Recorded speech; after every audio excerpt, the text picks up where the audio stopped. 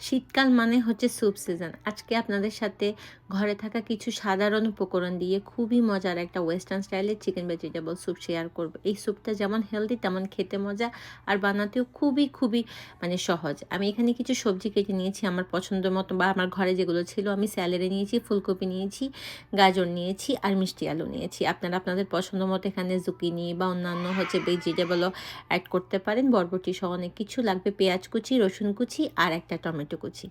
এখন আমি এখানে চিকেন নেব। আমি কি করি, যখন অনেক চিকেন আনে একসাথে, আমার হাজব্যান্ড চিকেনের ব্রেস্ট পিসগুলো আনে, আমি পাতলা করে স্লাইস করে এরকম কেইজান সিজনিং আর একটু লবণ দিয়ে মাখিয়ে ডিপ ফ্রিজে রেখে দিই। এরপর আমি যখনই, কারণ স্যুপ আমার প্রায় সময় বানানো হয়, যখনই এরকম স্যুপ বানাতে হয় তখন আমি ফ্রিজ থেকে খুব জলদি চটজলদি বের করে আমি এটাকে কুচি করে নিই। আর এই ছুরিটা দিয়ে মানে আপনি এনি টাইপের ফ্রোজেন মিট কাটতে পারবেন, কোনো সমস্যা নাই। একটু হালকা চাপ দিলে খুবই নাইসলি স্লাইস হয়ে যায়। এটা আমি টিকটক শপ থেকে নিয়েছিলাম ছুরিটা। যাই হোক, একটা পাতিলের মধ্যে আমি অল্প একটু খানিকটা অলিভ অয়েল দিয়ে এর মধ্যে পেঁয়াজ কুচি আর রসুন কুচিটাকে দিয়ে আমি লবণ এবং গোলমরিচ দিয়ে হালকা সর্টে করে নিচ্ছি। এরপরে এর মধ্যে আমি যে কেটে রাখা চিকেনগুলো ছিল ছোট ছোট করে, ওইগুলো দিয়ে দিলাম। আপনারা এইভাবে চিকেন না দিতে চাইলে চিকেন স্টক করেও দিতে পারেন, কিন্তু আমি যেহেতু সবসময় আমার বানানো হয়, এই জন্য আমি চিকেনটাকেই গোটা দেই, তাহলে আমার কাছে ফ্লেভারটাও ভালো লাগে একটু।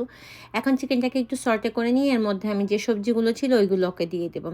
এর মধ্যে এখন আমি এই মশলাটা ব্যবহার করব। এই কমপ্লিট সিজনিংটা আমি সব রকমের, আমার ওয়েস্টার্ন যত রকমের খাবার দাবার আমি রান্না করি, এই কেইজান সিজনিংটা আর এই হচ্ছে কমপ্লিট সিজনিংটা আমি ব্যবহার করি। আমার কাছে খুবই ভালো লাগে এটার ফ্লেভার, যেহেতু এখানে অনেক রকমের মশলা অ্যাড করা আছে, তারপরে হচ্ছে ধরেন হার্বস থাকে, আমার কাছে বেশ ভালোই লাগে।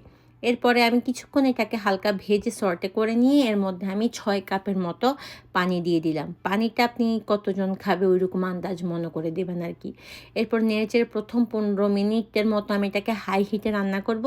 এরপর আমি আগুনটাকে একদম মানে লো আঁচে রেখে যখন দেখবো সিদ্ধ হয়ে আসছে সবজিগুলো, এর মধ্যে আমি সামান্য পরিমাণের কর্নফ্লাওয়ার স্লারি দিয়ে দেবো। কর্নফ্লাওয়ার দেওয়ার কারণ হচ্ছে যাতে একটু মানে স্যুপটা একটু হালকা মানে একটু ঘন হয়, খেতে যাতে একটু ভালো লাগে। এরপরে আমি নামানোর আগে একটু লবণ চেক করে অরিগ্যানো লিভস দিয়ে দিব, কিছু শুকনো ড্রাই অরিগ্যানো দিয়ে এরপরে হচ্ছে আমি জাস্ট এটাকে সার্ভ করে দেব। আপনি খালি খেতে পারেন, ব্রেড দিয়ে খেতে পারেন।